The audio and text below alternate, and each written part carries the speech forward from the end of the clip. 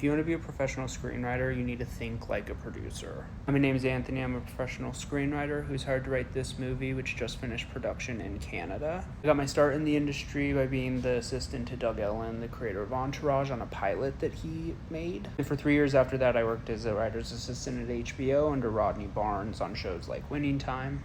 And through those experiences, I learned that if you want to make it as a professional screenwriter, you need to think like a producer, especially on the feature side of things. I'm going to tell you how I did that with this spec that I wrote during the writer's strike with some reputable producers, a director, and some cast now attached. So during the writer's strike, I really didn't know what was going to happen with my job when it was all said and done. So during that time, I decided that I was going to write a low-budget horror movie that, if all else failed, I could go out and make on my own when the strike was over. So I wrote it, and then I started sending it around to my normal people, which included some producers and friends that were in the industry. All these people had read my specs before and even considered some to add to their own slates. But to my surprise, when I went out with this one, it got a lot of interest.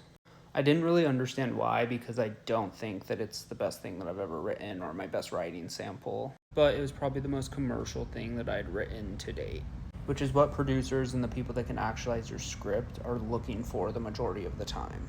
They want something that has a clear path forward that they can market and sell and ultimately make money off of. All that to say, I have plenty of specs that are not as producible as producers would say.